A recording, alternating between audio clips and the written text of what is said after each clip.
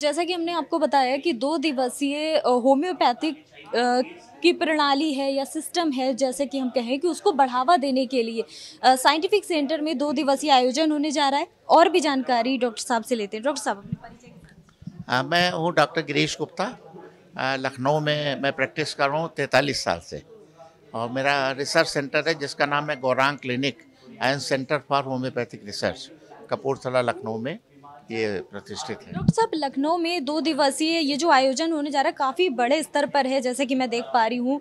उसकी प्रिपरेशन देखिए यहाँ पर चल रही है। तमाम डॉक्टर्स यहाँ पे मौजूद हैं। पहले से ही उसको तैयारी को बढ़ावा देने के लिए अभी से छोटी-छोटी जो चीज़ें हैं उसको तैयारी करी जा रही है। डॉक्टर साहब, आपसे ये जानना चाहेंगे कि होम्योपैथिक की यहाँ पर बात चल रही है। आप ऐसा क्या जनता से कहना चाहेंगे कि ये जो 2 दिन सेशन होने वाले हैं कितना इम्पोर्टेंट रहने वाले हैं? देखिए, ये 10th नेशनल होम्योपैथिक कॉन्फ्रेंस होने जा रही है, 10वीं अटल बिहारी वाजपेयी कन्वेंशन सेंटर में। इसका जो थीम है homeopathy for holistic wellness. Holistic का मतलब हुआ पूरे मरीज का इलाज होना चाहिए। अगर किसी का एक अंग खराब है तो सिर्फ उसी का इलाज नहीं होता है, पूरा मरीज बीमार होता है। तो होलिस्टिक का मतलब पूरे मरीज का इलाज होना चाहिए, पूरे whole person as a whole उसका इलाज होना चाहिए। और इसमें जो हम लोग फोकस कर रहे हैं, बहुत सी लाइलाज जो सो कॉल्ड बीमारियां होती हैं, जैसे किडनी फेल्योर है, कैंसर के केसेज हैं, एलर्जीज हैं, स्किन डिजीज हैं जैसे ल्यूकोडर्मा, सोरियासिस। इसी तरह लेडीज़ को जो यूट्राइन फाइब्रॉयड वगैरह हो जाते हैं तो उनको सर्जरी के बिना हम लोग कैसे ट्रीटमेंट कर सकते हैं।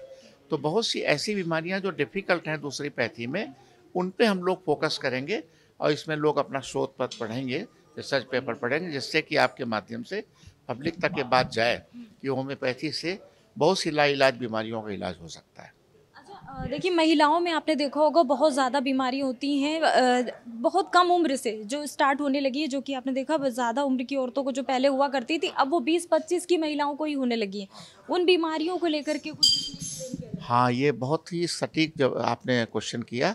एक पीसीओडी बीमारी है, पॉलीसिस्टिक ओवेरियन डिजीज़। आजकल लड़कियों को, वो मैरिड या अनमैरिड, उनको मेंसेस नहीं होते। साल में 4 मेंसेज हुए, 5 मेंसेज हुए, इससे ज़्यादा नहीं होते हैं।